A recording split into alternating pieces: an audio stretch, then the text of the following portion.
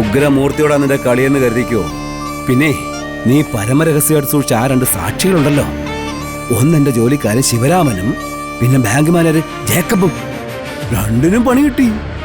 അയ്യോ, ഞാനല്ല, ആ ഉഗ്രമൂർത്തിയെ പണി കൊടുത്തത്. പിന്നെ അവന്റെ ചേച്ചിയുടെ കാര്യം, അവളാണെങ്കിലേ ഹൊറിബിളാ. അവളെ കെട്ടാൻ വരുന്നത് ഏത് വായി നോക്കിയാണെങ്കിലും അവന്റെ കാര്യം പോക്കാം. അയാള് നിന്നെ പറ്റിച്ചോടി. അപ്പോ ഗംഗയും തിരുവനന്തപുരത്ത് പോകുന്നില്ല അല്ലേ? ഞാൻ പോവും. പുഷ്പവാടിയിൽ നല്ല കാറ്റടിക്കുന്നു, മഴ പെയ്യുന്നു പറഞ്ഞൊന്നും എനിക്ക് എന്റെ അനിയത്തിയുടെ ഓപ്പറേഷൻ നടത്താതിരിക്കാൻ പറ്റില്ല. വിനീതേട്ടൻ ഇവിടെ മഞ്ഞും മഴയും ഇതെല്ലാം കെട്ടിപ്പിടിച്ചോണ്ടിരുന്നോ. ജയപാലൻ മോളെ, നിനക്ക് എത്തിയാ പിടിക്കാൻ പറ്റുന്ന അപ്പുറത്താ. ആ തോട്ടത്തിന്റെ കാര്യം നീ അങ്ങ് മറന്നേക്ക്. അതാ നിനക്ക് തന്നെ.